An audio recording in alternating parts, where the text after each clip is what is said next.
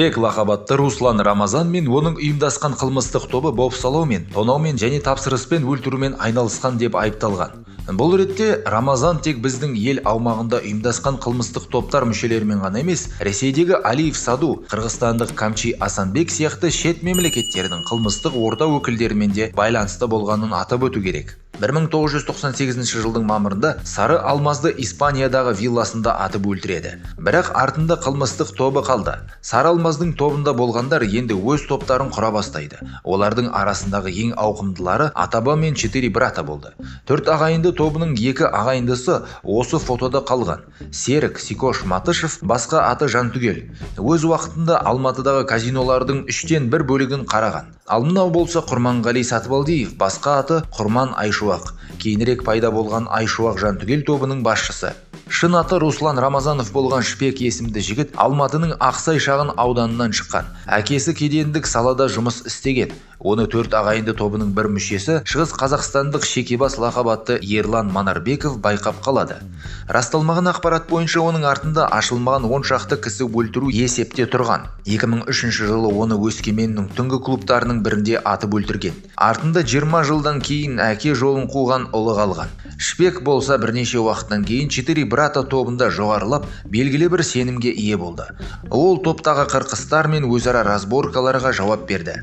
2000 жылдары Шпек пен Қайрат Косой Алматының бір ресторанында стрелкаға келеді. Дәл сол кезде Сұңқар арнайы жасағы қатысқан полиция операциясы өткізілді. Арнайы жасақтарды көрген күдіктілер көлікке отырып қашпақ болған.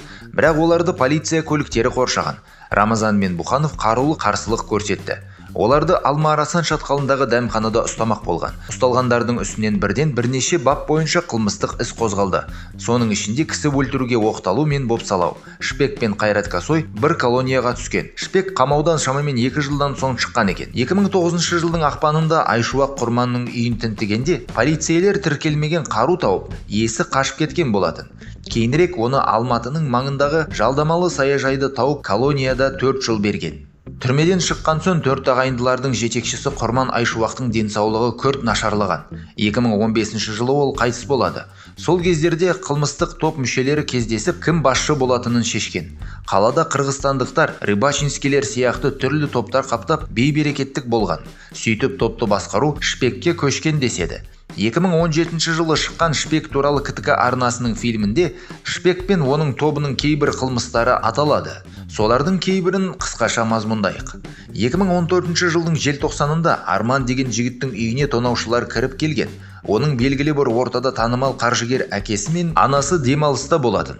Жігітке қару мен пышақты күйзеп, оны байлап үйде тонаған. Беттері тұмшаланған болатын. Бірақ тонау кезінде бір-екеуінің бетперделері шешіліп қалған екен. Сөйтіп бірнеше жылдан соң Арман шабуыл жасағандарды тергеу кезінде таныған. Бұл Шпек пен оның қол астындағылар болып шықты. Анна есімді әйел кісі немересін ұйқыға жатқызып жатқанда үйіне біреу тоқылдатқан екен. Әйел есікті ашқанда үйге полиция киімін киген адам кірген. Қасында бейнекамера ұстаған басқа біреу бәрін түсіре бастаған. Неге келдіңдер деген сұраққа бұл жерде нашақорлар ұясы бар деген арыз түскен деп жауап беріпті. Ары қарай үйді тінту басталды. Сендерге не керек деп сұрағанда үй иесін қатты ұстаған ер адам ақша бар ма деп сұраған.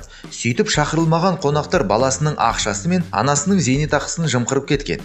Оларды тонағандар құқық қорғау органдарының қызметкерлері деп ойлап, қорыққаннан ешқайда шағымданбаған екен. Кейінірек Шпек пен оның сыбайластары ұсталып, түрлері бұқаралық ақпарат құралдарында түскенде жәбірленушілер оларды танып арызданған.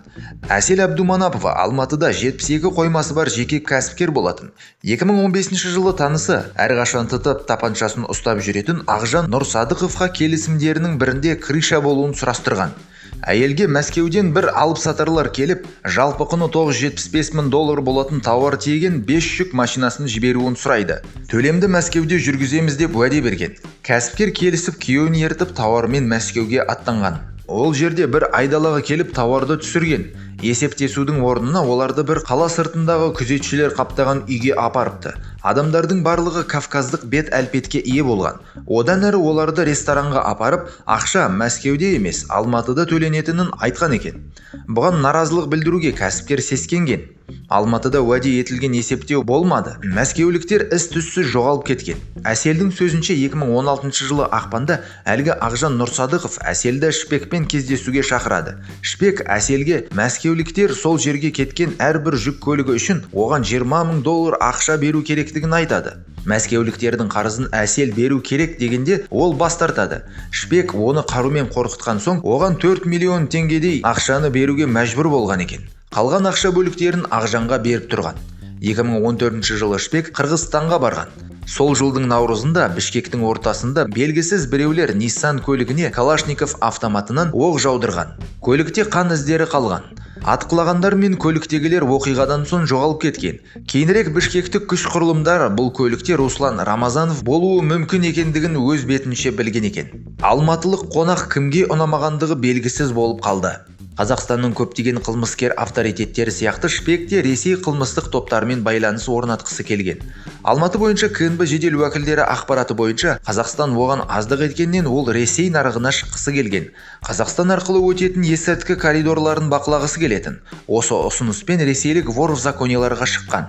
Қазақстандық авторитетке келісімдерде Сатко лақап атты Саду Алиев қамқорлық еткен екен. Ол дед Хасанмен жақсы қарым-қатынаста болған.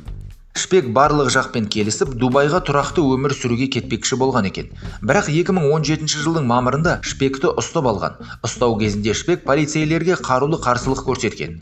Ол қасында жүрген 23 жастағы Темірлан Ерлановпен бірге құрықталған. Атыстан соң ұсталғандардың үйінде тінту болған. Руслан Рамазанның үйінде қомақты қарулар тәркіленген. Оның ішінде Калашников автоматы, тапанша мен гранатомет. 2019 жылы желіге тергеу изоляторында отырғанда Шпектің өзі түсірген видеосы түсті. Онда Руслан Рамазанов өз сөзінше жиені Темірлан Ерлановты түрмеге отырғызуын қаламайтынын, Ақжан Нұрсадықовты танымайтынын және кінәсін мойындап, кейін мойындаудан бас тартқандығы айтылады. Алматыдағы қылмыстық істер жөніндегі мамандырылған ауданаралық сотында Руслан Рамазан мен оның 6 сыбайласына қатысты атышулы іс бойынша үкім шықты. 7 айға созылған сот отырысынан кейін судья 7 адамды да кінәлі деп тауып, 2,5 жылдан 17 жылға дейін бас бостандығынан айырды.